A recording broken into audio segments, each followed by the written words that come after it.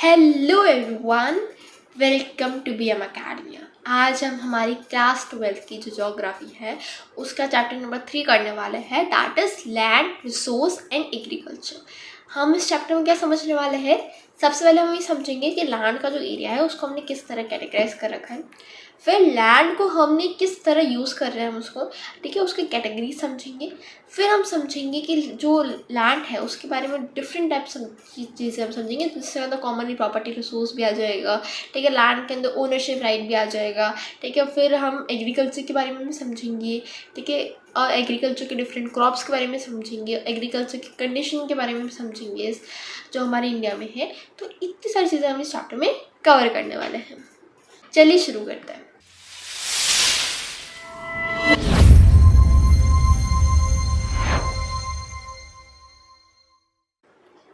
सबसे पहले समझते हैं कि लैंड यूज़ है ना, तो उसको हम किस तरह, जो एरिया है उसको किस तरह हम कैटेगराइज कर रहे हैं। सबसे पहले तो होता है जोग्राफिकल एरिया, जो क्या है, फिक्स रहता है, यानी चेंज नहीं होता। ये किसने फिक्स कर रखा है? ये फिक्स कर रखा है सर्वे ऑफ इंडिया ने, यानी कि जो इंडिया का टोटल जोग्राफिकल एरिया है ना, वो फिक्स्ड है, वो चेंज नहीं हो रहा, ठीक है। Second one is reporting area, जो क्या होता है, चेंज होता रहता है, ठीक है।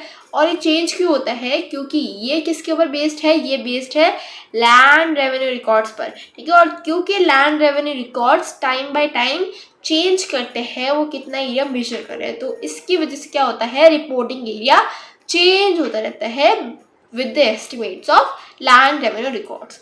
Suppose in the year 2011 उन्होंने मेजर किया, ये पूरा एरिया है ना, इसमें से उन्होंने मेजर किया सिर्फ ये वाला एरिया, ठीक है, सिर्फ ये वाला मेजर किया, ये वाला छोड़ दिया, ठीक है। अब नेक्स्ट ईयर की बात करें, यानी कि 2021 की बात करें, अब हम 10 ईयर्स का लेकर चले, या फिर 2015 की बात करते, ठीक है। अब इसके अंदर इन्होंने पूरा एरिया इंक्लूड कर लिया, तो क्या हुआ, एरिया बढ़ा, पर उसका ये मतलब तो नहीं है कि जो जोग्राफिकल एरिया है वो बड़ा, कि लैंड कभी चेंज थोड़ी ना होता है, बट जो रिपोर्टिंग एरिया है वो एरिया है, यानी कितना एरिया हमने मेजर किया है वो चेंज होता है। अब हम बात करते हैं लैंड यूज कैटेगरीज, जिसको लैंड रेवेन्यू रिकॉर्ड्स, यानी कि ये कौन से एरिया की बात कर रहा है, ये बात कर रहा है रिपोर्टिंग एरिया की, किसकी, रिपोर्टिंग एरिया की, ठीक है। तो ये जितने भी क्लासिफिकेशन है ना, ये रिपोर्टिंग एरिया के बेस्ड है, ठीक है। First one is forest. Forest क्या है, बहुत ज़्यादा इंपॉर्टेंट है, ठीक है। अब इसके अंदर क्या हो रहा है, क्या आपको ऐसा लगेगा कि है ना, जो फॉरेस्ट है वो बढ़ रहा है।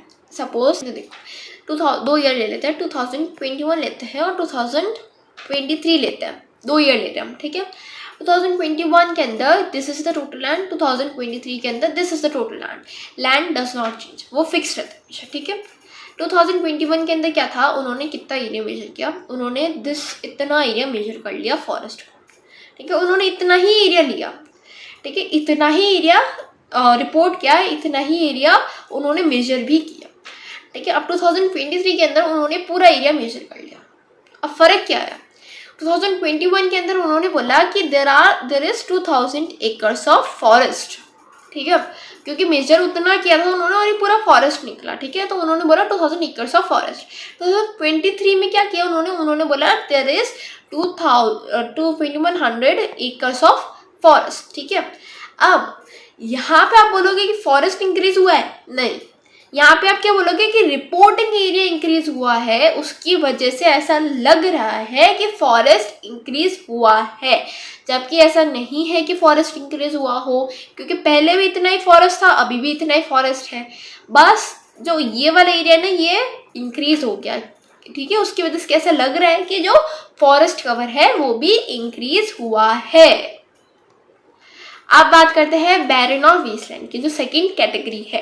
बैरन और वेस्टलैंड क्या होते हैं, ऐसे एरिया जिसके ऊपर कल्टीवेशन नहीं किया जा सकता। ध्यान से सुनना, कल्टीवेशन नहीं किया जा सकता, अवेलेबल टेक्नोलॉजी यूज़ करके। इन फ्यूचर में भी ऐसा हो कि उसके ऊपर कल्टीवेशन कर सके हम, बट अभी अवेलेबल टेक्नोलॉजी हमारे पास है, उससे उसके ऊपर कल्टीवेशन नहीं किया जा सकता। इस लैंड को हम बोलते हैं बैरन या वेस्ट लैंड। ठीक है, अब इसके अंदर कौन कौन से आ जाएंगे, इसके अंदर आपकी डेजर्ट एरिया आ जाएगा, इसके अंदर आपकी हिली टेरेन्स आ जाएंगे, इसके अंदर आपके ऐसे लैंड आ जाएंगे, ऐसे एरियाज आ जाएंगे जहाँ पे बहुत सारे पत्थर है, जहाँ पे क्या हो नहीं कर सकते, हम कल्टीवेशन नहीं कर सकते। ध्यान रखना, अवेलेबल टेक्नोलॉजी को यूज करके। Then we have is land put to non agriculture uses. आप जिस घर में अभी बैठकर देख रहे हो ना ये सब, उस घर को क्या बोलेंगे हम, land put to non agriculture uses. यानी कि जो घर होंगे, जो हमारी इंडस्ट्रीज होगी, जो हमारी बिल्डिंग्स होगी, जो हमारी रोड्स होगी, जो हमारे कैनल्स होंगे, जो हमारी शॉप्स होगी, ये सारे कब आ जाएंगे, किस में आ जाएंगे, नॉन एग्रीकल्चर यूजेस में। क्यों? क्योंकि यहाँ पे एग्रीकल्चर नहीं हो रहा। ठीक है, अब ये ज़्यादा बढ़ते क्यों है, देखो आप पहले है ना, सपोज 50 साल पहले जाओ, नहीं 50 क्या 100 साल पहले जाओ, ठीक है, वहाँ पे आपको ऐसे ज़्यादा नहीं दिखेंगे। ठीक है, जो बिल्डिंग्स है वो ज़्यादा नहीं दिखेंगे, वहाँ पे आपको क्या दिखेंगे, फार्म लैंड दिखेंगे, ग्रेजिंग ग्राउंड्स दिखेंगे। जबकि अभी के टाइम पर आपको क्या दिखेंगे, बिल्डिंग ज़्यादा दिखेंगी। क्यों? क्योंकि पहले वाले टाइम पे लोग ज़्यादातर प्राइमरी सेक्टर के अंदर इन्वॉल्व थे। अभी के टाइम पर क्या है, लोग किसके ऊपर ज़्यादा इन्वॉल्व है, लोग इन्वॉल्व है सेकेंडरी और टर्शरी सेक्टर के ऊपर। डिपेंडेंसी हमारी इंक्रीज हो रही है, जिसकी वजह से क्या हो रहा है, नॉन एग्रीकल्चर यूजेस इंक्रीज हो रहे हैं। ठीक है, फिर आते हैं area under permanent pastures and grazing land. Area under permanent pasture and grazing land का क्या मतलब है कि वो एरिया जिसको हम एनिमल्स की जो ग्रेजिंग है उसके लिए यूज़ कर रहे हैं, एनिमल हर्डिंग के लिए जो यूज़ किया जा रहा है, उसको हम बोलते हैं area under permanent pasture and grazing land. और इसके ओनरशिप किसके पास होगी, इसकी ओनरशिप किसके पास होती है, इसकी ओनरशिप होती है गवर्नमेंट ऑफ इंडिया के पास मोस्टली। ठीक है, बहुत ही कम होता है जो प्राइवेटली ओन्ड होता है। ठीक है, और ये किसके अंदर आता है, कॉमन प्रॉपर्टी रिसोर्स के अंदर आता है। अब कॉमन प्रॉपर्टी रिसोर्स क्या है, ये हम आगे वीडियो में कवर करेंगे। ठीक है, अब हम बात करते हैं area under miscellaneous tree crops and groves. ठीक है, इसको हम नेट जोन एरिया के अंदर इंक्लूड नहीं करते। नेट जोन एरिया क्या होता है वो भी हम समझेंगे। ठीक है, सबसे पहले इसको समझ लेते हैं, बहुत शॉर्ट है। ठीक है, ये क्या होता है, यहाँ पे ऐसे ट्रीज ग्रो किए जाते हैं जिनकी मार्केट वैल्यू भले ही हो या ना हो, उन्हें हम बेच नहीं रहे। एक गार्डन टाइप होता है ना, वैसे बनाया जाता है। ठीक है, जिसके अंदर क्या होता है, जो फ्रूट्स होते हैं, जो ऑर्चर्ड्स होते हैं, जो क्या हो सकते हैं आपके गार्डन होते हैं, उसको इसके अंदर लाया जाता है। ठीक है, और प्राइवेटली ओन्ड होते हैं। क्या होते हैं, प्राइवेटली ओन्ड होते हैं। ठीक है, तो इसलिए हम बोलते हैं इसको मिससेलेनियस ट्री क्रॉप्स एंड ग्रुप्स के अंदर ये आते हैं एरिया। अब हम बात करते हैं कल्चरेबल वेस्टलैंड, करेंट फैलो और फैलो अदर देन करेंट फैलो। इन तीनों को हम साथ में समझेंगे। ठीक है, बहुत इजी है। सबसे पहले करेंट फैलो की बात करें। करेंट फैलो यानी अभी के लिए खाली, फैलो का मतलब वो खाली खाली। ठीक है, तो करेंट फैलो यानी अभी एट प्रेजेंट ये खाली है, यानी कि लेस देन 1 ईयर हो रहा है इसको, या 1 साल से कम हुआ है कि खाली पड़ा है, इसके ऊपर कोई कल्टीवेशन नहीं किया। ठीक है, ऐसा क्यों करते हैं, ताकि जो फर्टिलिटी है वो वापस आ सके। ठीक है, ऐसा होता है, शिफ्टिंग कल्टीवेशन में भी होता है ऐसा। शिफ्टिंग कल्टीवेशन में इन ऑल कि 1 साल से ज़्यादा हो जाता है टाइम, तो वो फैलो में अदर देन करेंट फैलो में आ जाता है, कल्चरेबल वेस्टलैंड में आ जाता है। जबकि करेंट फैलो में लेस देन 1 ईयर या 1 ईयर तो का होता है। ठीक है, ये लेस देन 1 ईयर या 1 ईयर। अब उसके बाद बात करते हैं फैलो अदर देन करेंट फैलो। ठीक है, इसके अंदर क्या होता है 1 to 5 ईयर्स। ठीक है, 1 to 5 ईयर्स। फिर हम बात करते हैं कल्चरेबल वेस्टलैंड की। ठीक है, तो इसके अंदर क्या होता है मोर देन 5 ईयर्स। ठीक है, क्या हो रहा है 5 साल से ज़्यादा लैंड को खाली छोड़ा हुआ है, उसके ऊपर कल्टीवेशन नहीं किया गया। पर इसको क्या बोलते हैं कल्चरेबल, यानी कि इसके ऊपर वापस कल्टीवेशन किया जा सकता है। कैसे, वापस उसकी फर्टिलिटी को वापस एनहेंस करके इसके ऊपर वापस कल्टीवेशन ला सकते हैं। जो बैरन और वेस्टलैंड था उसके ऊपर कल्टीवेशन नहीं किया जा सकता था। अब बात करते हैं नेट सोन एरिया की। नेट सोन के एरिया क्या होता है, एक ऐसा एरिया यानी कि टोटल जो लैंड है हमारा जिसके ऊपर क्या हो रहा है, क्रॉप्स ग्रो की जा रही है, उसको हार्वेस्ट किया जा रहा है, उसको सेल किया जा रहा है, ठीक है, उसको हम बोलते हैं नेट सोन एरिया। जो मिससेलेनियस ट्रीज क्रॉप्स एंड ग्रोव्स था ना, वो नेट सोन एरिया में नहीं आ रहा था। क्यों नहीं आ रहा था, क्योंकि उसको हार्वेस्ट किया ही नहीं जा रहा था, ठीक है। तो जो एरिया, टोटल एरिया जिसके अंदर क्या हो रही है, क्रॉप्स ग्रो की जा रही है, उसको हार्वेस्ट किया जा रहा है, that is net sown area, ठीक है। अब आगे बढ़ते हैं, तो लैंड यूज के जो चेंजेस हैं, ठीक है। तो लैंड तो क्या है, फिक्स रहता है, ठीक है, वो चेंज नहीं होता, पर उसके ऊपर हम उसको किस तरह यूज करें वो ऑब्वियसली चेंज होगा, टाइम बाय टाइम चेंज होता है। जो 11th सेंचुरी थी वहाँ पे मैक्सिमम फार्मिंग होती थी, अभी क्या हो रही है, मैक्सिमम जो इंडस्ट्रीज है वो एक्वायर कर रही है, तो लैंड यूज चेंज होता रहता है। क्यों चेंज होता है, क्योंकि इकोनॉमी का स्ट्रक्चर चेंज होता रहता है। अब इस इकोनॉमी के अंदर 3 चीज़ें आती है जिसकी वजह से चेंज होता है। फर्स्ट वन क्या होता है कि इकोनॉमी का साइज, उसकी पॉपुलेशन। अगर पॉपुलेशन बढ़ गई तो क्या हो रहा है, फ्लैट्स बनने शुरू हो जाएंगे। पॉपुलेशन कम थी तो क्या हो रहे थे, सिर्फ बहुत कम पॉपुलेशन थी, फीड करना भी बहुत कम था, ठीक है, तो ज़्यादातर क्या हो रहा था, एग्रीकल्चर के अंदर इंगेज थे या फिर जो ग्रेजिंग है उसके अंदर इंगेज थे, ठीक है। जैसे जैसे पॉपुलेशन बढ़ी, जैसे जैसे इनकम लेवल बढ़ा, जैसे जैसे टेक्नोलॉजी बढ़ी, तो उसकी वजह से क्या हो रहा है, पॉपुलेशन को फीड करना ज़्यादा हो रहा है, पॉपुलेशन हाई हो रही है, तो जो कल्चरेबल वेस्ट लैंड थे या फिर जो ऐसे लैंड थे जिसके ऊपर एग्रीकल्चर नहीं हो रहा था, उसको हम एग्रीकल्चर के अंदर लाएंगे ताकि जो पॉपुलेशन है उसको फीड किया जा सके, ठीक है। तो टाइम के साथ क्या हो रहा है, चेंजेस आ रहे हैं, इकोनॉमी की जो साइज है उसके अकॉर्डिंग चेंजेस आ रहे हैं। और ये किसके अंदर मेजर होती है, ये होती है जीडीपी के अंदर मेजर, ठीक है। अब बात करते हैं सेकंड चीज़ क्या है, स्ट्रक्चर, जो कंपोजिशन है इकोनॉमी का। पहले क्या था, प्राइमरी एक्टिविटी पर ज़्यादा इन्वॉल्व थी, अब क्या हो रहा है, सेकंड और टर्शरी पर ज़्यादा हमारा डिपेंडेंसी बढ़ रहा है। जो कॉमन है, जो भी डेवलपिंग कंट्रीज होगी ना उसके अंदर क्या हो रहा है, सेकंड और टर्शरी के अंदर क्या होगा, डिपेंडेंसी बढ़ेगी ही बढ़ेगी, ठीक है। तो कॉमन चीज़ है, बट इसकी वजह से क्या होता है, जो लैंड यूज़ है उसको चेंज होता है, ठीक है। पहले जो ग्रेजिंग ग्राउंड्स थे अब वो बन रहे हैं इंडस्ट्रीज, ठीक है। और ये कॉमन चीज़ है, ये होती ही है। जो डेवलप कंट्रीज है उसके अंदर एग्रीकल्चर लैंड थोड़ा कम होगा और जो इंडस्ट्रीज है वो ज़्यादा होगी, ठीक है। अब डेवलपिंग में चेंज धीरे धीरे हो रहा है, ठीक है।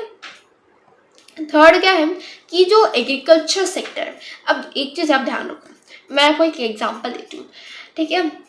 एग्रीकल्चर सेक्टर है, सपोज 200 फैमिलीज एग्रीकल्चर में इन्वॉल्व है, वो अब क्या हो रहा है, एग्रीकल्चर लैंड तो कम होता जा रहा है, उसके ऊपर इंडस्ट्रीज तो बनती जा रही है, बट क्या उन 200 फैमिलीज में आप बोल सकते हो कि उन्हें एग्रीकल्चर से हम दूसरे सेक्टर में ढाल सकते हैं, इतना फास्ट चेंज नहीं होगा, ठीक है, क्योंकि वो एग्रीकल्चर पर डिपेंडेंट है, उनके पास और कोई स्किल्स ही नहीं है उसके अलावा कि वो दूसरे सेक्टर के अंदर इन्वॉल्व हो सके, ठीक है। वो इन्वॉल्व एग्रीकल्चर के अंदर है, उनकी स्किल्स भी उसी के अकॉर्डिंग है, वो दूसरे सेक्टर के अकॉर्डिंग उनकी स्किल्स है ही नहीं, तो इसकी वजह से क्या हो रहा है, भले ही उसका शेयर कम हो, ठीक है, पर उसकी वजह से क्या, उसके अंदर क्या हो रहा है, जो लोग डिपेंडेंट है उस सेक्टर पर वो क्या हो रहा है, वो कम नहीं हो रहे, वो बहुत धीरे धीरे कम हो रहे हैं, ठीक है। और सेकेंड चीज़ क्या है, क्योंकि पॉपुलेशन बढ़ रही है, भले एग्रीकल्चर लैंड कम कर दिया हमने, पर पॉपुलेशन तो बढ़ रही है, पॉपुलेशन तो और ज़्यादा बढ़ रही है, तो पॉपुलेशन को खाना तो खिलाना पड़ेगा ना। अब खाना खिलाना पड़ेगा तो एग्रीकल्चर लैंड पर प्रेशर तो बहुत ज़्यादा बढ़ेगा, तो उस प्रेशर को भी हमने क्या करना है, बढ़ रहा है धीरे धीरे, पर जबकि एग्रीकल्चर लैंड का शेयर डिक्रीज हो रहा है डे बाय डे, ठीक है। तो इसकी वजह से क्या हो रहा है, एग्रीकल्चर लैंड ज़्यादा कम नहीं हो पा रहा, प्रेशर इसके ऊपर काफ़ी ज़्यादा बढ़ रहा है, ठीक है। अब आप ये देखोगे, ये चार्ट बहुत ज़्यादा इंपॉर्टेंट है, इसको ध्यान से देखना, ठीक है। इसके अंदर आपको वैल्यूज याद नहीं करनी, बट इसके अंदर आपको ये ध्यान रखना है कौन सी इंक्रीज हो रही है और कौन सी डिक्रीज हो रही है। देखो, सबसे पहले हम इंक्रीज वाले को है ना रेड से करेंगे और डिक्रीज वाले को ब्लू से करेंगे। फॉरेस्ट इंक्रीज हो रहा है, ठीक है। अब फॉरेस्ट इंक्रीज क्यों हो रहा है, क्योंकि पहले वाला रीजन दे दो कि फॉरेस्ट में क्या हो रहा है, सब ये हमें पता नहीं है कि एक्चुअल कवर इंक्रीज हो रहा हो नहीं हो रहा हो, बट जो फॉरेस्ट कवर है, जो रिपोर्टिंग एरिया है उसके अकॉर्डिंग इंक्रीज हो रहा है, ठीक है। सेकंड क्या इंक्रीज हो रहा है, सेकंड इंक्रीज हो रहा है हमारा जो area under non agriculture uses. क्यों हो रहा है, क्योंकि जो नॉन एग्रीकल्चर यूजेस है ना, सेकेंड और टर्शरी सेक्टर की वजह से होता है, और सेकेंडरी और टर्शरी सेक्टर ज़्यादा इंक्रीज हो रहा है, ठीक है। थर्ड क्या इंक्रीज हो रहा है, permanent pressure and crazy land, ठीक है। फोर्थ क्या हो रहा है increase, fourth one increases current fallow, ठीक है। फिफ्थ क्या इंक्रीज हो रहा है, नेट सोन एरिया इंक्रीज हो रहा है। अब डिक्रीज क्या क्या हो रहा है, तो वो डिक्रीज क्या क्या हो रहा है, सबसे पहले तो आपका बैरन और कल्चरेबल वेस्टलैंड डिक्रीज हो रहा है, ठीक है। फिर area under miscellaneous tree crops and groves decrease हो रहा है, कल्चरेबल वेस्टलैंड डिक्रीज हो रहा है, fallow other than current fallow decrease हो रहा है, ठीक है। ये तो कितने इंक्रीज हो रहे हैं, 5 चीज़ें इंक्रीज हो रही है और 1 2 3 4 चीज़ें डिक्रीज हो रही है, ठीक है। अब इसके एक रीज़न समझते हैं, ठीक है। सबसे पहले इंक्रीज का समझते हैं, उससे पहले भी हम कुछ एक अजम्पशंस बता देती हूँ मैं आपको। सबसे पहले क्या बोला है कि रिपोर्टिंग एरिया का अकॉर्डिंग है, क्या है, रिपोर्टिंग एरिया का अकॉर्डिंग है, इसके अंदर जोग्राफिकल एरिया की बात नहीं हो रही। सेकंड क्या है, जो रिपोर्टिंग एरिया है क्योंकि वो कांस्टेंट रहा है इतने टाइम तक, तो इसका क्या मतलब है कि एक के अंदर इंक्रीज हो रहा है, दैट मीन्स कि उसके अंदर इंक्रीज हो रहा है, और डिक्रीज हो रहा है तो उसके अंदर डिक्रीज हो रहा है। और क्योंकि लैंड फिक्स्ड है तो एक के अंदर इंक्रीज होगा तो दूसरे के अंदर ऑटोमेटिकली डिक्रीज तो होगा ही होगा। अब इंक्रीज क्यों है, ठीक है। तो इंक्रीज तो किसके अंदर हुआ, नॉन एग्रीकल्चर यूजर्स के अंदर। क्यों इंक्रीज हुआ है, क्योंकि इंडिया सेकेंडरी और टर्शरी सेक्टर के अंदर शिफ्ट हो रहा है, ठीक है। जो वेस्ट लैंड है, जो एग्रीकल्चर लैंड है, उसको उसके अंदर नॉन एग्रीकल्चर यूजर्स के अंदर ला रहा है। फॉरेस्ट एरिया क्यों हुआ है, क्योंकि एक्चुअल फॉरेस्ट में भी इंक्रीज हुआ ना हो, बट जो रिपोर्टिंग एरिया है दैट मे हैव इंक्रीज्ड, ठीक है। फिर करंट फैलो क्यों इंक्रीज हो रहा है, क्यों, इसके अंदर हम बता नहीं सकते, ठीक है, क्योंकि बहुत ही कम डाटा दे रखा है इसका। बड़ी क्लासेस में जाएंगे ना, तो बड़ी क्लासेस को क्या आप कॉलेज में डिग्री लोगे तो उसके अंदर आपको पता चल जाएगा, ठीक है। रेड एरिया है वो भी इंक्रीज हुआ है, क्यों, क्योंकि जो कल्चरेबल वेस्ट लैंड है, जो बैरन और वेस्ट लैंड है, उसको भी हम क्या ला रहे हैं, एग्रीकल्चर यूजेस के अंदर ला रहे हैं। ये बात ध्यान रखने की जरूरत है कि पहले डिक्लाइन हो रहा था, क्यों डिक्लाइन हो रहा था, क्यों, क्योंकि नॉन एग्रीकल्चर जो यूजेस का है वो लैंड वो इंक्रीज हो रहा था पहले, बट अभी क्या हो रहा है, इंक्रीज ही हो रहा है। फिर हम बात करते हैं डिक्लाइन क्यों हो रही है चीज़ें। तो वेस्टलैंड और कल्चरल वेस्टलैंड डिक्लाइन क्यों हो रहा है, क्योंकि नॉन एग्रीकल्चर यूजेस और एग्रीकल्चर यूजेस दोनों के अंदर ही इंक्रीज आया है। तो लैंड तो फिक्स्ड है, जो वेस्ट लैंड है उसको हम एग्रीकल्चर यूजेस के अंदर ला रहे हैं, जो कल्चरल वेस्ट लैंड है उसको भी हम एग्रीकल्चर यूजेस के अंदर ला रहे हैं, जो लैंड जिसके ऊपर कल्टिवेशन किया ही नहीं जा सकता उसको हम नॉन एग्रीकल्चर यूजेस के अंदर ला रहे हैं। तो इसकी वजह से क्या हो रहा है, डिक्लाइन हो रहा है वेस्ट लैंड और कल्चरेबल वेस्ट लैंड के अंदर। और जो miscellaneous tree and crops and groves है ना, उसको हम एग्रीकल्चर सेक्टर के अंदर ला रहे हैं, ठीक है।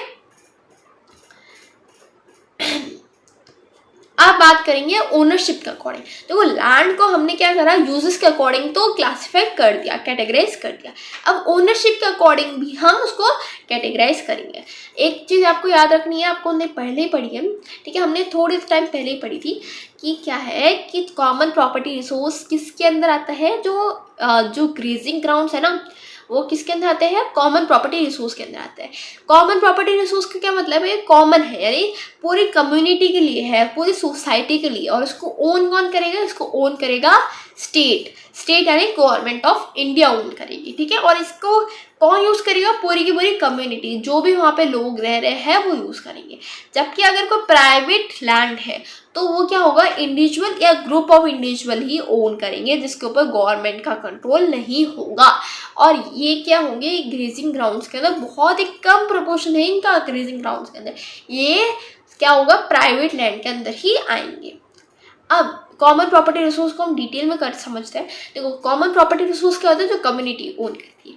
इसके अंदर आप देखोगे कि जो भी जंगल होते हैं ना, जो गांव के पास बहुत सारे जंगल होते हैं, ठीक है, तो वहाँ पे क्या होता है, थोड़ा बहुत उन्हें फ्रूट्स मिल जाते हैं, जो भी लोग होते हैं उन्हें खाने के लिए मिल जाता है, उन्हें ना जो फूड है वो मिल जाता है ताकि वो क्या कर सके, फ्यूल बना सके। आप देखोगे बहुत सारी जो रूरल वुमेन है वो अभी भी डिपेंडेंट है किसके ऊपर, जो वुड पर, ताकि वो अपना जो फ्यूल है वो बना सके, उसको जलाकर उसके ऊपर खाना बना सके, ठीक है। अब बहुत बार होता है कि जो लैंडलेस लोग होते हैं, ठीक है, उनको अपने लाइफ स्टॉक ना वहाँ पे चराने के लिए दे दी जाती है, तो वो क्या होते हैं, कॉमन प्रॉपर्टी रिसोर्स के अंदर ही आता है, ठीक है। अब ये क्या होता है, सारी कम्युनिटी ओन करेगी तो रिस्पॉन्सिबिलिटी भी क्या होगी, सारी कम्युनिटी की ही होगी। इसके अंदर आपके जो गाँव के अंदर जो आप देखोगे जो पॉन्ड्स होते हैं ना, गाँव के अंदर जो रिवर्स होती है वो भी इसी के अंदर आ जाती है। जो फॉरेस्ट होते हैं, जो पेस्ट्री लैंड होते हैं वो भी इसी के अंदर आ जाते हैं। वहाँ पे आपको कोई टिकट नहीं देना होगा कि हाँ आपको टिकट देकर अंदर एंट्री लेनी है, ऐसा नहीं होगा, ठीक है।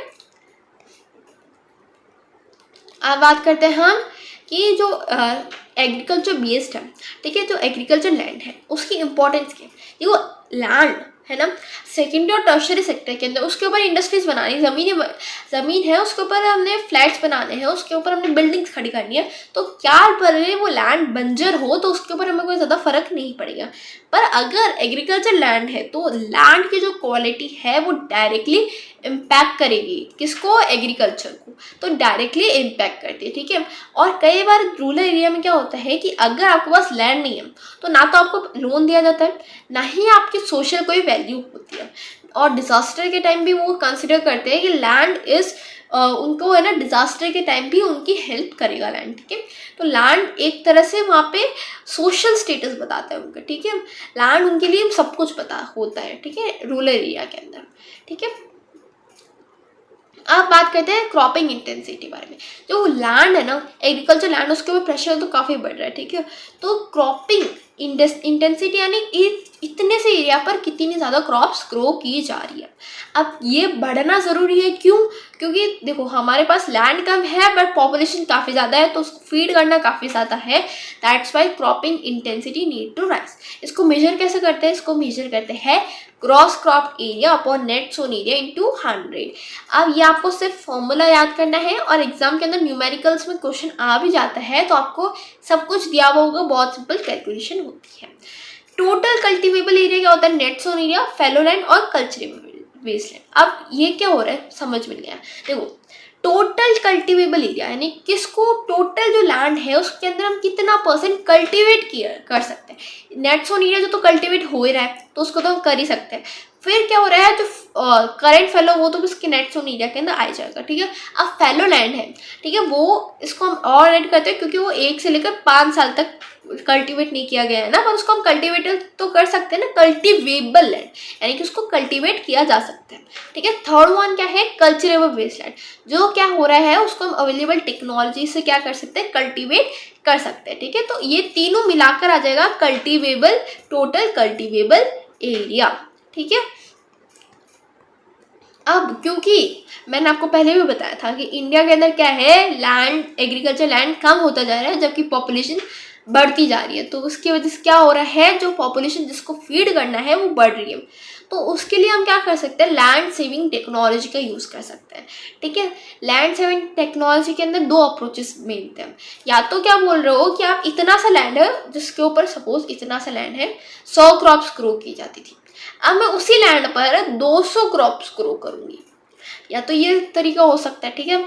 या फिर क्या हो सकता है कि एक लैंड है जिसके ऊपर 100 क्रॉप्स ग्रो की जाती थी 1 साल के अंदर, अब मैं 1 साल के अंदर 200 क्रॉप्स ग्रो तो करूंगी पर एक टाइम पर नहीं हो सकती, तो मैं 100 क्रॉप्स ग्रो होती थी ना, सपोज मई में होती थी, ठीक है, मई में होती थी यानी एक टाइम पर होती थी, अब मैं दूसरी क्रॉप्स ग्रो करूंगी 2 टाइम्स यानी 1 साल में 2 बार उस लैंड को यूज़ करूंगी, ठीक है। अब आप मुझे बताओ कि दोनों में से कौन सा भी अच्छा रहेगा इंडिया के कंटेक्स्ट में। देखो इंडिया के कंटेक्स्ट में भले ही ज़्यादा प्रोडक्टिविटी ये वाला बूस्ट करे, पर जो लेबर है वो बहुत ज़्यादा इंडिया में, ठीक है, पॉपुलेशन तो काफ़ी ज़्यादा है, तो वो एग्रीकल्चर सेक्टर के अंदर इन्वॉल्व है मोस्टली, उसके पास वही स्किल है। तो इसकी वजह से हम क्या यूज़ कर रहे हैं, सेकेंड वाला ज़्यादा यूज़ कर रहे हैं ताकि जो लेबर डिमांड है वो भी फुलफिल हो सके, क्योंकि India is a labour abundant economy, ठीक है। अब हम बात करते हैं मेजर क्रॉप्स की, ठीक है, बहुत ईजी है। अब इसके अंदर एक चीज़ ध्यान रखना है, आप चार्ट देखो एक बार, ठीक है। खारीफ है, खारीफ जून से सितंबर के बीच में होती है, रबी अक्टूबर से मार्च के बीच में होती है, और जेड जो बीच वाला सीजन होता है ना अप्रैल से जून का, उस टाइम होती है। अब नॉर्दर्न स्टेट्स और सदर्न स्टेट के अंदर क्रॉप्स को जो ग्रो की जाती है वो देखो। नॉर्दर्न स्टेट के अंदर राइस, कॉटन, बाजरा, मेज, जवार और तूर ग्रो की जाती है खारीफ के अंदर। रबी के अंदर वीट, ग्राम, रेपसीड, मस्टर्ड और बार्ले, और जो जेद वाला सीजन है उसके अंदर वेजिटेबल, फ्रूट्स ग्रो किए जाते हैं, फॉडर ग्रो की जाती है। जबकि साउथ में आप देखोगे तीनों पर, ठीक है, राइस, मेज, रागी, जवार, ग्राउंडनट, राइस, मेज, रागी, जवार और ग्राउंडनट, ठीक है। फिर राइस, वेजिटेबल और फॉडर, इन तीनों में क्या हो रहा है, ज़्यादा डिस्टिंक्शन नहीं आ रहा। क्यों नहीं आ रहा, क्योंकि साउदर्न स्टेट्स क्या है, जो सी है उसके पास में, तो उनका जो टेम्परेचर है वो ऑलमोस्ट एवरी ईयर कांस्टेंट ही रहता है, every time of the year, every month of the year constant ही रहता है, ठीक है। तो सी के पास होने की वजह से क्या हो रहा है, उनके बीच में इतना डिस्टिंक्शन नहीं आ रहा क्रॉप्स का। ठीक है, अब हम बात करने वाले हैं टाइप्स ऑफ फार्मिंग की। तो टाइप्स ऑफ फार्मिंग, देखो फार्मिंग में है ना अलग अलग तरह से की जाती है। एक होता है कि वहाँ पे आप सिर्फ बारिश के ऊपर डिपेंडेंट हो, एक होता है कि वहाँ पे आप इरिगेशन सिस्टम लगा रखा है, सिर्फ इरिगेशन पर ही डिपेंडेंट हो, थोड़ी बहुत बारिश आए तो चल जाएगा। ठीक है, तो एक होता है इरिगेटेड, एक होता है रेनफाइड, जिसको बरनिंग भी बोलते हैं। ठीक है, अब इसके अंदर भी टाइप्स होते हैं। तो इरिगेटेड के अंदर एक तो होता है कि अगर बारिश बाय चांस नहीं आई तो मैं इरिगेशन लगाऊं, एक होता है कि मैं सिर्फ इरिगेशन पर ही डिपेंडेंट हूँ। तो एक होता है प्रोटेक्टिव, यानी कि रेनफॉल बाय चांस अगर नहीं आई या फिर उसको सप्लीमेंट करने के लिए हम क्या करते हैं, प्रोटेक्टिव इरिगेशन करते हैं। ठीक है, तो इसके अंदर क्या होता है, मैक्सिमम एरिया कवर होता है बहुत ही कम पानी से, ठीक है, मैक्सिमम एरिया कवर होता है। ठीक है, और ये मेनली कहाँ पे होगा, जहाँ पे पानी की थोड़ी बहुत कमी होगी। फिर होता है प्रोडक्टिव। प्रोडक्टिव इरिगेशन क्या मतलब है कि यहाँ पे क्या हो रहा है, पानी के ऊपर जो बारिश है उसके ऊपर ज़्यादा डिपेंडेंट नहीं है। हम किसके ऊपर डिपेंडेंट है, हम डिपेंडेंट है इरिगेशन के ऊपर। ठीक है, हम इतना ज़्यादा पानी, मतलब HYV सीड्स यहाँ पे मेनली ग्रो होते हैं, तो वाटर इंटेंसिव होता है सीड्स यहाँ पे, जिसके अंदर क्या होता है, हम ज़्यादा से ज़्यादा पानी देते हैं उसको। फिर बात करते हैं रेनफाइड। ठीक है, तो इसके अंदर एक तो होता है ड्राई लैंड, ठीक है, जहाँ पे आप देखो जवार वाला ग्रो हो गया, रागी हो गया, बाजरा हो गया। ठीक है, ऐसे क्रॉप्स जिन्हें ज़्यादा पानी की ज़रूरत नहीं होती, क्योंकि बारिश पर ही डिपेंडेंट है तो ज़्यादा पानी की ज़रूरत नहीं होती। तो इसकी वजह से क्या होता है, हम ऐसे क्रॉप्स ग्रो करते हैं जो अगर बारिश नहीं आए तो भी ग्रो हो जाएंगे। तो एक होता है ड्राई लैंड फार्मिंग, यानी कि ड्राई लैंड पर जो हम फार्म करते हैं। एक होता है वेटलैंड, जहाँ पे क्या हो रहा है, फ्लड्स बहुत ज़्यादा आते हैं। यहाँ पे क्या हो रहा है कि बहुत सारा पानी है, बहुत सारी बारिश आ रही है, तो उसकी वजह से हम क्या करते हैं, वाटर इंटेंसिव क्रॉप्स ही ग्रो करते हैं, कैश क्रॉप्स ही ग्रो करते हैं। कैश क्रॉप्स क्या होते हैं, जो पानी बहुत ज़्यादा लेते हैं। ठीक है, और इसके अंदर हम क्या करते हैं, एक्वा कल्चर। एक्वा कल्चर क्या होता है कि फिशेस होती है उसको भी हम ये सपोर्ट करते हैं। ठीक है, अब बात करते हैं फूड ग्रेन्स की। ठीक है, अब वो फूड ग्रेन्स इंडिया के अंदर इंपॉर्टेंट है। ठीक है, इंडिया के अंदर जो 2/3 है ना टोटल क्रॉप एरिया, यानी कितना क्रॉप किया जा रहा है वो क्या है, फूड ग्रेन्स ही ऑक्यूपाई करती है। ठीक है, पूरे मतलब पूरे इंडिया के अंदर ये डोमिनेंट है, ये तो आपको पता ही होगा। या तो आप खुद के लिए सब्सिस्टेंस, यानी कि खुद के लिए और खुद की फैमिली के लिए थोड़ा बहुत सेल करने के लिए, या फिर कमर्शियल, कमर्शियल नहीं सिर्फ सेल करने के लिए, इन दोनों के अंदर ही क्या हो रहा है, ये डोमिनेंट है। ठीक है, बट इसको हम क्लासीफाई कैसे कर सकते हैं, सीरियल्स और पल्सेस। सीरियल्स क्या होते हैं, जो राइस हो गया, जो व्हीट हो गया, ये सारे सीरियल्स में आते हैं। पल्सेस जो जवार हो गई, जो तूर दाल हो गई, ठीक है, ये सारे पल्सेस में आते हैं। ठीक है, अब सीरियल्स की बात करें तो सीरियल्स क्या है, 54% टोटल क्रॉप एरिया ऑक्यूपाई करते हैं, यानी ये मेजर इनका ही है। ठीक है, और इंडिया है ना 11% of the world serial produce करता है, और थर्ड है, यानी कि सबसे पहले आता है चाइना, फिर आता है USA, उसके बाद इंडिया ही सबसे ज़्यादा सीरियल प्रोड्यूस करता है। ठीक है, और बहुत सारी तरह के सीरियल्स प्रोड्यूस करता है। यू हैव फाइन ग्रेन्स, जैसे जो राइस हो गया, व्हीट हो गया, या फिर जो कोर्स ग्रेन है, जवार, बाजरा। ठीक है, जो रागी है, जो मील्स है, ये क्या होते हैं, कोर्स ग्रेन के अंदर आते हैं। ठीक है, तो ये भी इंडिया ही प्रोड्यूस करता है, इंडिया भी प्रोड्यूस करता है। देखो राइस की बात करें तो राइस आप देखोगे एक इम्पॉर्टेंट चीज़ है जो कुछ लोगों को नहीं पता, तो जान लो कि राइस क्या है, स्टेपल फूड है। स्टेपल फूड यानी कि मोस्टली इंडियन उसी को खाते हैं। ठीक है, और ये कहाँ ग्रो होता है, आपको पता ही है, वाटर इंटेंसिव होगा ये, यानी कि जो सदर्न स्टेट वाला हो गया, जो वेस्ट बंगाल हो गया, वो फेमस है राइस के लिए। ठीक है, यहाँ पे क्या होता है, उसको क्या चाहिए, ट्रॉपिकल क्लाइमेट चाहिए, ह्यूमिड क्लाइमेट चाहिए। ठीक है, और क्या चाहिए कि वहाँ पे वाटर ज़्यादा हो। ठीक है, राइस खारिफ क्रॉप होता है कहाँ पे, हिमालयस और नॉर्थ वेस्टर्न साइड में। ठीक है, क्यों, क्योंकि यहाँ पे पानी ज़्यादा होता है। खरीफ सीजन यानी कि जो समर वाला जो मानसून सीजन है उसके अंदर क्या होता है, पानी ज़्यादा होगा तो राइस ग्रो होता है। जबकि जो वेस्ट बंगाल है वहाँ पे क्या होता है, सीजनल नहीं होता ये, ऐसे कि ना सिर्फ कुछ टाइम में ग्रो होगा। ये क्या होता है, 3 बार ग्रो होता है साल में, जिसको हम बोलते हैं औस, अमन और बोरो। ध्यान रखना, औस, अमन और बोरो। ठीक है, और इस किस टाइम ग्रो होता है, नॉर्थ वेस्टर्न पार्ट में, जो होता है south west monsoon time. South west monsoon क्या है, हमने 11th में वैसे ही पढ़ रखा है।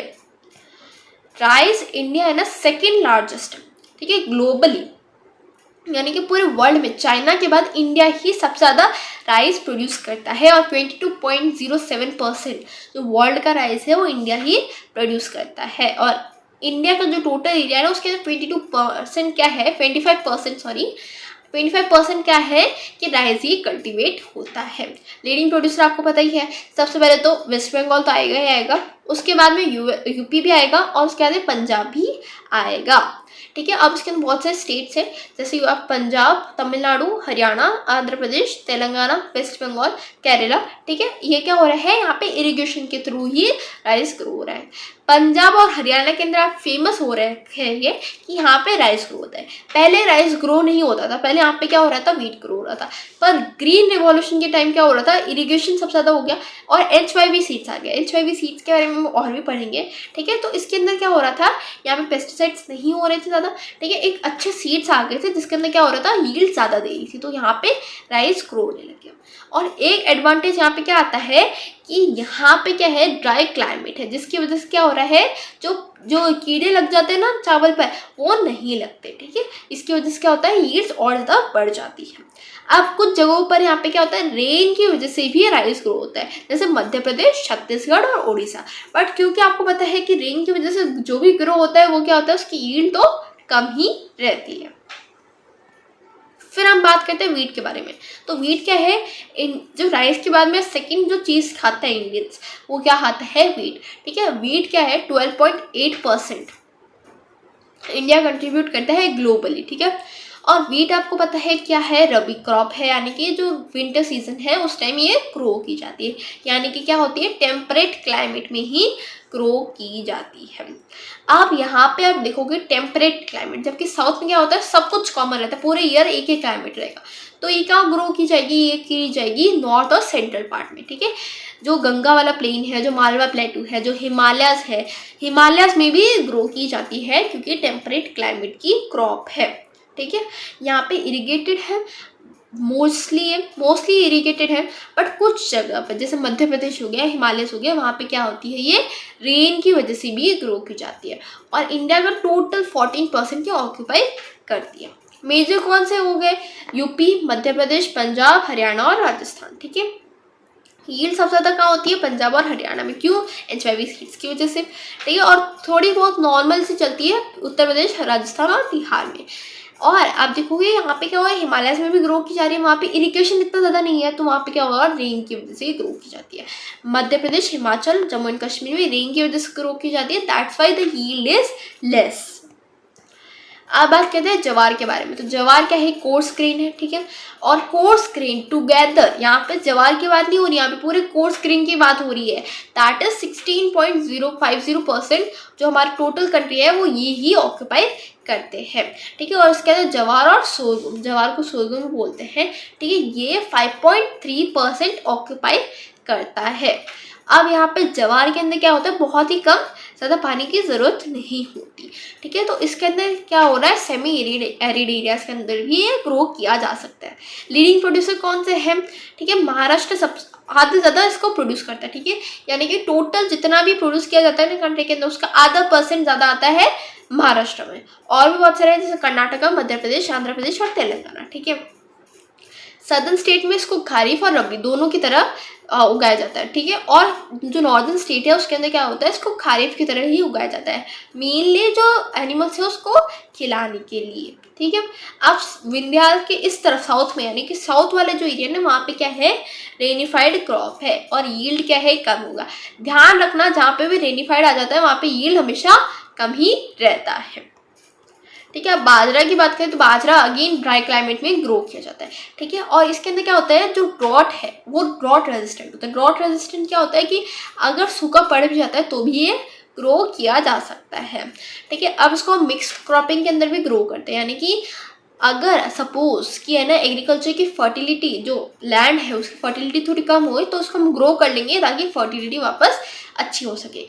अब एक और चीज़ यहाँ पे मैं बताऊँगी कि पल्सेस क्या है, लिग्यूमिनस क्रॉप है। ठीक है, यानी कि सॉइल की फर्टिलिटी को एनहेंस करती है, कैसे, नाइट्रोजन फिक्सेशन करके। ठीक है, अब हम वापस बाजरा पर आते हैं। तो बाजरा क्या है, 5.2% हमारा टोटल कंट्री का ऑक्यूपाई करते हैं। और लीडिंग प्रोड्यूसर आप देखोगे राजस्थान में सबसे ज़्यादा ग्रो होता है। क्यों, क्योंकि यहाँ पे क्या हो रहा है, जो डेजर्ट है वो एरिया है, यानी कि हॉट एरिया है यहाँ पे। ठीक है, महाराष्ट्र, गुजरात, उत्तर प्रदेश और हरियाणा में भी ग्रो होता है। ठीक है, राजस्थान और हरियाणा, गुजरात में इंक्रीज हुआ है। ठीक है, और यहाँ पे ड्रॉट रेजिस्टेंट वेराइटी भी आई है और इरिगेशन भी इंक्रीज हुआ है। अब बात करते हैं मेज़ की। तो मेज़ क्या है? मेज़ एक स्पेशलिटी क्या है कि फूड भी है, फॉडर भी है, यानी कि इसको हम खा भी सकते हैं और खिला भी सकते हैं एनिमल्स को। सेमी एरिड एरियाज के अंदर भी ग्रो हो जाता है और इसके अंदर सॉइल की इतनी अच्छा सॉइल की रिक्वायर्ड नहीं होती है, यानी नॉर्मल सॉइल में भी ग्रो हो जाएगा। 3.6% टोटल कंट्री का एरिया ऑक्यूपाई करता है, यानी टोटल क्रॉप एरिया ऑक्यूपाई करता है। ठीक है, इसके अंदर आप देखोगे कि पूरे ऑल ओवर इंडिया ग्रो होता है। ठीक है, ठीक है, पंजाब और ईस्टर्न जो नॉर्थ ईस्टर्न वाला पार्ट है उसको छोड़कर पूरे ऑल ओवर इंडिया ही ग्रो किया जाता है। कर्नाटका, मध्य प्रदेश, बिहार, आंध्र प्रदेश, तेलंगाना, राजस्थान और उत्तर प्रदेश, ये क्या है इसके one of the leading producers हैं। ठीक है, यील्ड क्या होती है? बाकी कोर्स ग्रेन से कंपैरेटिवली हायर है। ठीक है, और सदर्न स्टेट और के अंदर ज़्यादा ग्रो किया जाता है, उसके बाद डिक्लाइन हो जाता है, यील्ड डिक्लाइन हो जाती है। ठीक है, अब इसमें आप एक चीज़ ध्यान रखोगे, स्टेट्स बहुत ज़्यादा दे रखे, तो आप एक काम करो, एक टेबल बना लो, क्रॉप्स इस तरफ और स्टेट इस तरफ, ताकि बहुत ईजिली आप उसको याद कर सको। ठीक है, अब बात करते हैं पल्सेस की। तो एक तो था जो फूड ग्रेन से सीरियल्स और दूसरा था पल्सेस। ठीक है, प्रोटीन्स के अंदर सबसे ज़्यादा हाई होते हैं। वेजिटेरियन डाइट के अंदर आप देखोगे कि सबसे ज़्यादा जो प्रोटीन का मेन सोर्स यही होते हैं। ठीक है, और नेचुरल फर्टिलिटी को ये फिक्स भी करते हैं।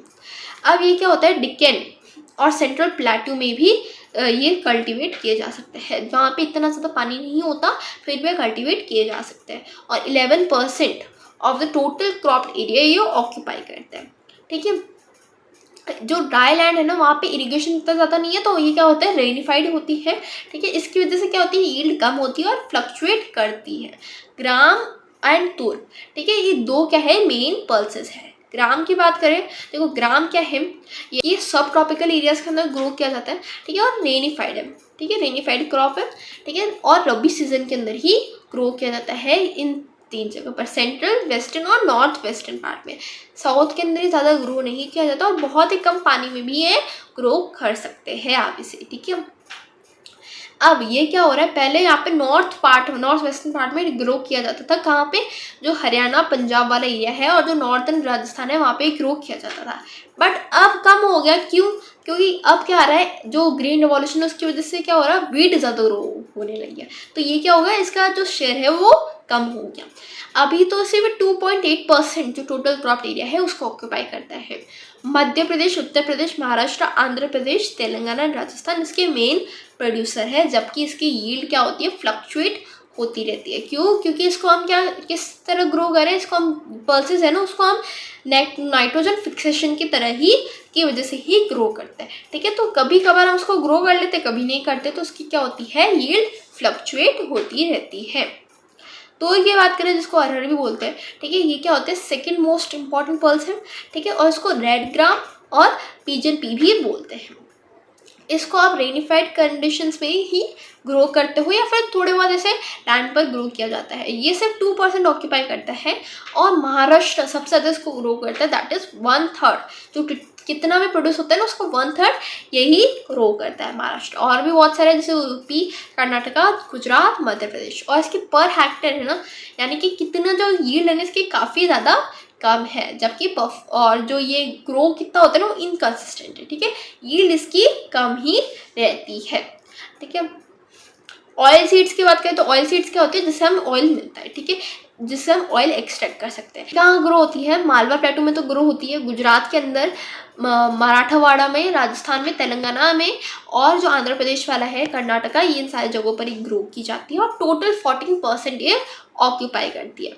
अब इसके अंदर मेन आप देखोगे ग्राउंडनट आ जाता है, रेपसीड आ जाता है, मस्टर्ड आ जाता है, सोयाबीन और सनफ्लावर आ जाता है। ठीक है, सबसे पहले बात करते हैं ग्राउंडनट की। तो ग्राउंडनट इंडिया 18.8% जो टोटल वर्ल्ड का ग्राउंडनट इंडिया ही प्रोड्यूस करता है। ठीक है, और ये जो नॉर्दर्न स्टेट है उसके अंदर क्या है, रेनिफाइड खारिफ क्रॉप, और सदर्न स्टेट के अंदर रबी सीजन के अंदर ही भी ग्रो की जाती है। हमने वो टेबल में देखा था ना कि रबी सीजन के अंदर भी ग्रो की जाती है। इंडिया के अंदर जो जितना भी है ना क्रॉप एरिया है ना वो उसका 3.6% यही ऑक्यूपाई करती है।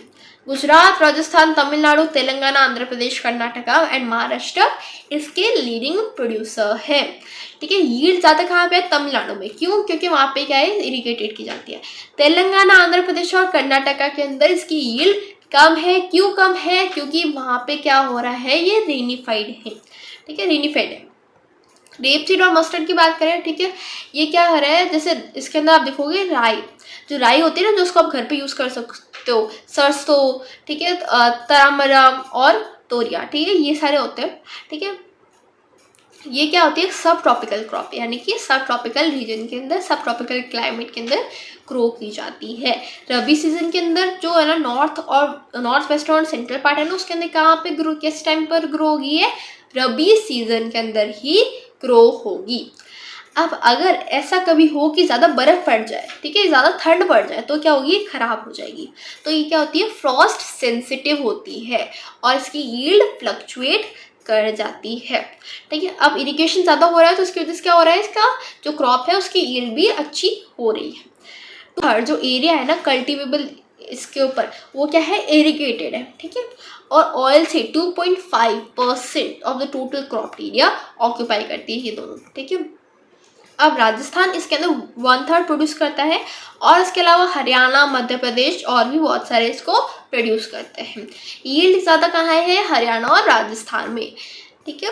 अब बात करें दूसरे ऑयल सीड्स की, जिसके अंदर आप मिल जाएगा आपको सोयाबीन, सनफ्लावर, ठीक है, ये भी इंपॉर्टेंट। सोयाबीन कहाँ होगा, मध्य प्रदेश और महाराष्ट्र में होगा, ठीक है, और 90% टोटल सोयाबीन इसी यहाँ पे ही प्रोड्यूस किया जाता है। सनफ्लावर कहाँ होगा, कर्नाटका, आंध्र प्रदेश, तेलंगाना और जो महाराष्ट्र है वहाँ पे भी होगा, और बहुत ही कम ग्रो किया जाता है नॉर्दर्न वाले में, ठीक है, और ज़्यादातर इरीगेटेड ही होता है क्योंकि यहाँ पे इरीगेशन की रिक्वायर्ड होती है। फाइबर क्रॉप्स की बात करें, फाइबर क्रॉप्स क्या होती है, जहाँ जिससे क्या बनता है, फाइबर बनता है। इसके अंदर सबसे पहले तो कॉटन आ ही जाता है, ठीक है, ये क्या है, खरीफ सीजन में। इसको 160 days if I am not wrong चाहिए होता है, ठीक है, फ्रॉस्ट फ्री डेज चाहिए होते हैं हार्वेस्टिंग के बाद। इसको 160 डेज चाहिए होते हैं फ्रॉस्ट फ्री, ठीक है, if I am not wrong, ठीक है। और इंडिया का जो मैक्सिमम जो है ना कॉटन ग्रोइंग एरिया, वो पाकिस्तान के अंदर चला गया था पार्टीशन के टाइम। कॉटन के अंदर भी दो वेराइटीज़ होती है, एक होती है शॉर्ट स्टेबल जो इंडियन कॉटन है, ठीक है, एक होती है लॉन्ग स्टेबल यानी जो लंबे लंबे होते हैं ना, वो होती है अमेरिकन कॉटन, जिसको नरमा भी बोलते हैं, ठीक है, नॉर्थ वेस्ट पार्ट में, ठीक है। और यहाँ पे क्या हो रहा है कि इसको फ्लावरिंग स्टेज में 160 डेज समथिंग चाहिए होते हैं फ्रॉस्ट, यानी कि उस टाइम क्या नहीं होना चाहिए, ज़्यादा ठंड नहीं पड़नी चाहिए, ठीक है। चाइना के बाद इंडिया सबसे ज़्यादा कॉटन प्रोड्यूस करता है, ठीक है, और कॉटन 4.7% जो हमारा टोटल क्रॉप एरिया उसको ऑक्यूपाई करता है। ये जितना परसेंटेज ना ऑक्यूपाई करता है उसको आप एक टेबल उसकी भी अलग से बना लो, ठीक है, और उसको भी याद कर लो क्योंकि ये एग्जाम में आ जाता है, ठीक है। अब 3 कॉटन ग्रोइंग एरियाज है, सबसे पहले तो पंजाब, हरियाणा और नॉर्थ राजस्थान वाला, ठीक है, ये आ जाता है फर्स्ट वन। सेकंड वन जो गुजरात और महाराष्ट्र है वहाँ पे आ जाता है। थर्ड वन कहाँ आ जाता है, जो देखो सबसे पहले नॉर्थ वेस्टर्न वाला, ठीक है, फिर नॉर्थ वाला, फिर आप क्या बात करें साउथ वाले में आ रहे हैं, आंध्र प्रदेश, कर्नाटका, तमिलनाडु, ठीक है। अब इसके अंदर लीडिंग प्रोड्यूसर आप देखोगे गुजरात, महाराष्ट्र और तेलंगाना ही है। पर हेक्टर हाई है इसका, बट इरीगेशन ज़रूरी होता है, ठीक है। हेक्टर जहाँ पे इरीगेशन नहीं हो रहा जैसे महाराष्ट्र में, वहाँ पे कम ही है, जो यील्ड है वो कम ही है। अब बात करते हैं जूट की। जूट को हम बोलते हैं गोल्डन फाइबर, ठीक है, इसको हम क्लोथ्स, हैंडबैग्स बनाने के लिए यूज़ करते हैं। और ये क्या है, कैश क्रॉप्स, यानी इसके अंदर पानी की रिक्वायर्ड काफ़ी ज़्यादा होती है। सबसे ज़्यादा कहाँ ग्रो होता है, ये वेस्ट बंगाल में होता है। और उसके अलावा जो मैक्सिमम एरिया था वो बांग्लादेश के अंदर आ गया था, ठीक है, जो ईस्ट पाकिस्तान पहले था। India 3/5 of the jute produce करता है वर्ल्ड का, ठीक है, इंडिया ही सबसे ज़्यादा जूट प्रोड्यूस करता है, जिसके अंदर सबसे ज़्यादा कौन सा स्टेट प्रोड्यूस करता है, वेस्ट बंगाल। उसके बाद में बिहार और आसाम भी आ जाते हैं। जो जूट है वो बहुत ही कम स्टेट्स में ग्रो होता है, इसकी वजह से क्या होता है, ये बहुत ही जो टोटल क्रॉप एरिया उसका काफ़ी ज़्यादा कम ऑक्यूपाई करता है, दैट इज 0.5%। शुगर केन की बात करें तो शुगर केन आपको पता ही है, ठीक है, ये एक ट्रॉपिकल एरिया में ग्रो होती है, ठीक है। इसको हम ना बहुत ऐसे ह्यूमिड क्लाइमेट होता है या फिर सब ह्यूमिड क्लाइमेट है उसके अंदर ही ग्रो किया सकते हैं। अब अगर इरिगेशन किया जाए तो ये फिर भी ग्रो की जा सकती है। ये मेनली कहाँ ग्रो होगी, यूपी, महाराष्ट्र, गुजरात, कर्नाटका, तमिलनाडु, तेलंगाना और आंध्र प्रदेश में। India is the second largest producer of sugar cane after Brazil, ठीक है, ब्राज़ील के बाद में। और 19.7% of the world sugar cane India ही ग्रो करता है। टोटल क्रॉप्ड एरिया जो हमारा कंट्री है उसका 2.4% ही ऑक्यूपाई करती है। और उत्तर प्रदेश सबसे ज़्यादा इसको प्रोड्यूस करता है। उसके बाद में आप देखोगे महाराष्ट्र, कर्नाटका, तमिलनाडु, आंध्र प्रदेश ये भी आ जाते हैं, ठीक है। यील्ड ज़्यादा कहाँ होगी, साउथ स्टेट्स में होगी, और कम कहाँ होगी, नॉर्थ वाले में होगी। अब बात करते हैं टी की। तो टी आपको पता ही है, ठीक है, टी हम सब पीते हैं, ठीक है। तो चाय, सुबह की चाय और जो दोपहर की चाय है वो तो सब पीते ही हैं। ये क्या होता है, प्लांटेशन क्रॉप है, ठीक है। और यहाँ पे आप देखोगे कि ब्लैक टी होते हैं ना, जो आप देखोगे चाय पत्ती, ठीक है, तो ब्लैक कलर की होती है, ठीक है। ब्लैक टी हम फर्मेंट करके होते हैं, और जो ग्रीन टी होती है उसको अनफर्मेंटेड होते हैं। अब इसके अंदर आप देखोगे ये कुछ लोग पीते हैं ताकि उन्हें नींद ना आ जाए, ठीक है, ताकि वो काम कर सके। और कुछ लोगों को ऐसा होता है कि नशा होता है कि चाय पी के बिना दिन ही नहीं चलेगा, ठीक है। तो ये कैफेनॉल में हाई होती है। ये ओरिजिनली इंडिया में नहीं थी, ये कब से आई, चाइना से आई। और किसने इंट्रोड्यूस की थी, ये इंट्रोड्यूस की थी ब्रिटिशर्स ने, ठीक है। और इसके अंदर आपको क्या चाहिए, सबसे पहले तो आपको चाहिए ह्यूमिड ट्रॉपिकल क्लाइमेट होना चाहिए, हिली एरिया होना चाहिए, जिसके अंदर सॉइल भी वेल ड्रेन्ड हो, यानी ज़्यादा पानी नहीं चाहिए। पानी चाहिए भी, पर पानी ज़्यादा नहीं चाहिए, ऐसा नहीं चाहिए कि पानी वहीं पे बैठा रहे, ठीक है। तो टी प्लांटेशन सबसे पहले आसाम के अंदर हुआ, ठीक है। और वहाँ पे कौन सा, ब्रह्मपुत्र वैली के अंदर ही हुआ था सबसे पहले 1840s के टाइम। फिर बाद में ये जो हिमालयन वाला वेस्ट बंगाल है, दार्जिलिंग, जो जलपाईगुड़ी, जो कुक है, ठीक है, और जो नीलगिरी वाला है, कार्डमम हिल्स है, यहाँ पे एक्सपेंड हो गया। India 21.22% of the world T share occupy करता है, और चाइना के बाद सबसे ज़्यादा टी इंडिया ही एक्सपोर्ट करता है, ठीक है, और इंडिया ही बनाता है। आसाम सबसे ज़्यादा टी बनाता है 53.2%। उसके बाद में आप देखोगे वेस्ट बंगाल, तमिलनाडु भी आ जाते हैं। तमिलनाडु में नीलगिरी और कार्डमम हिल्स और वेस्टर्न घाट्स के अंदर सबसे ज़्यादा टी प्रोड्यूस की जाती है। कॉफ़ी की बात करें तो कॉफ़ी टी के अलावा जो टी नहीं पीते, वो चाय नहीं पीते, वो कॉफ़ी ही पीते हैं, ठीक है। ये क्या होती है, ऐसी होती है, ठीक है। इसके अंदर क्या होता है, ऐसे सीड्स होते हैं, ठीक है, और इसको वापस ऐसे आप पाउडर फॉर्म में कन्वर्ट करते हो। 3 मेन वेराइटीज़ होती है, इसके नाम याद करने काफ़ी इंपॉर्टेंट है। फर्स्ट वन इज़ अरेबिका, ठीक है, second one is robusta, third one is liberica, ठीक है। इंडिया मेनली अरेबिका ग्रो करता है, क्यों, क्योंकि इसका जो क्वालिटी है वो अच्छी है, और जो इसकी डिमांड है वो भी ज़्यादा है, ठीक है। और 3.17% जो ग्लोबल है उसको प्रोड्यूस करता है। और इंडिया आप देखोगे सबसे हमेशा ऑलमोस्ट फर्स्ट, सेकेंड या थर्ड आता है। इसमें क्या हो रहा है, इसमें 8th आ रहा है ग्लोबली। किसके बाद, सबसे पहले ब्राज़ील के बाद Brazil, Vietnam, Indonesia, Colombia, Honduras, Ethiopia and Peru. इन 7 कंट्रीज़ के बाद इंडिया सबसे ज़्यादा टी प्रोड्यूस करता है।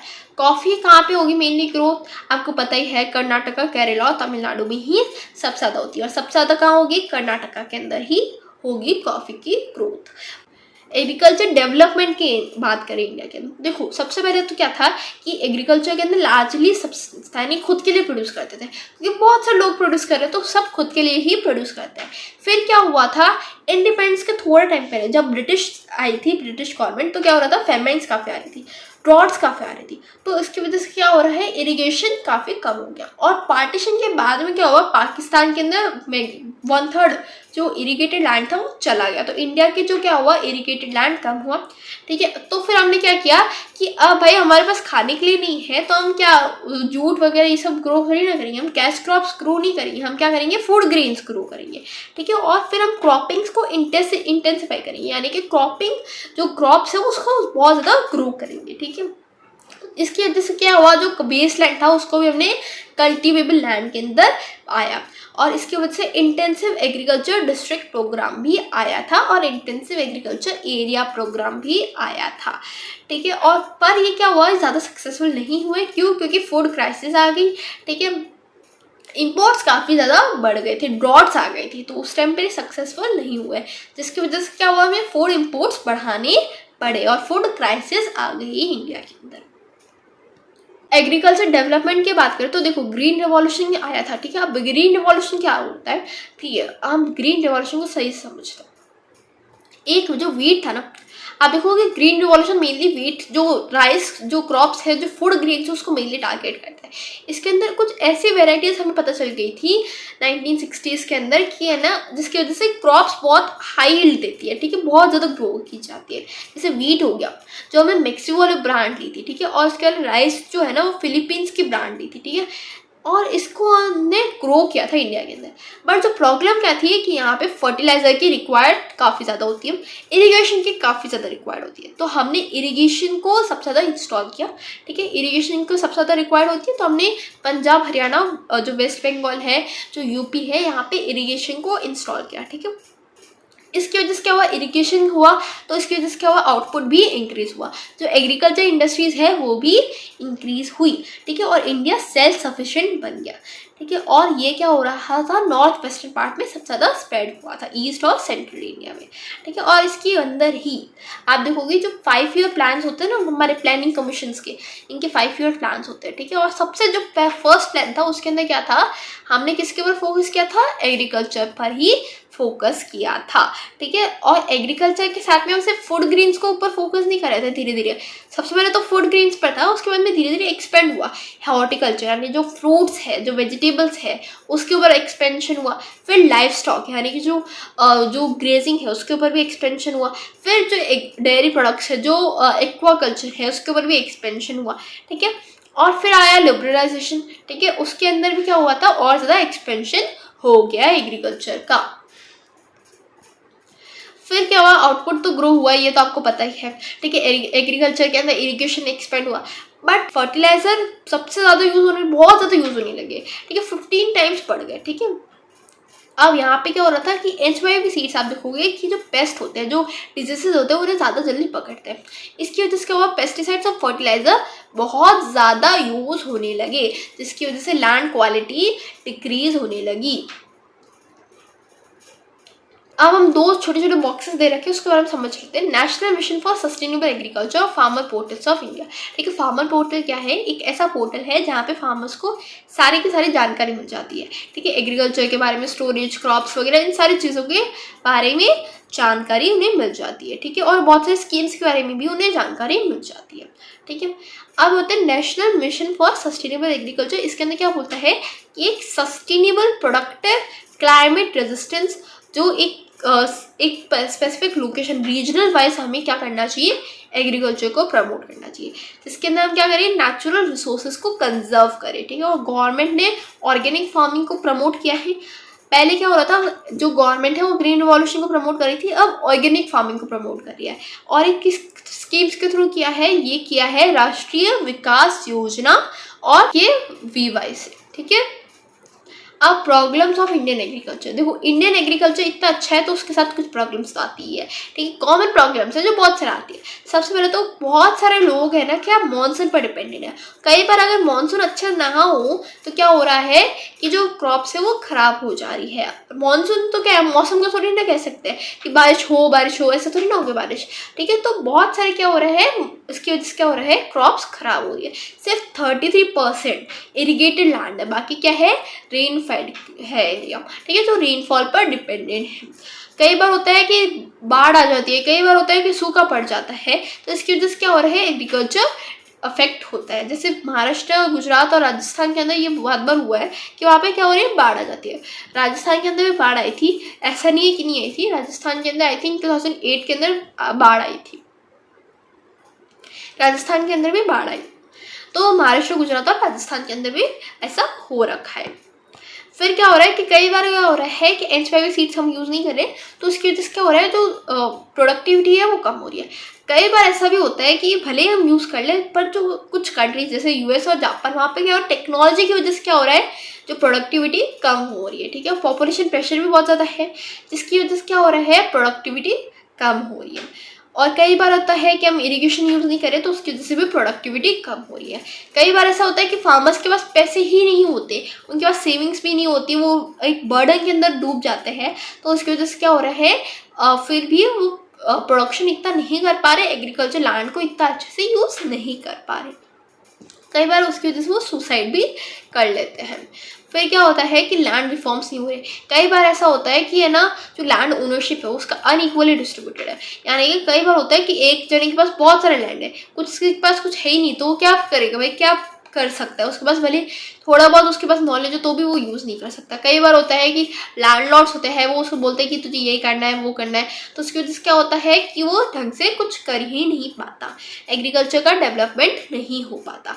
फिर क्या हो रहा है कि जैसे सपोज दिस इज द एक पूरा ऐसा बड़ा लैंड है, अब उसको मैं फ्रेगमेंट कर रही हूँ, इतना छोटे छोटे पार्ट्स में कर रही हूँ, अब वो छोटे पार्ट्स में क्या ही कर लेगा वो बेचारा, वो खुद के लिए प्रोड्यूस करेगा, क्या करेगा वो। ऐसे अगर मैं इस पूरे लैंड एरिया पर प्रोड्यूस करूँ तो मैं अपने लिए भी रख सकती हूँ और मैं वापस कमर्शलाइजेशन भी कर सकती हूँ।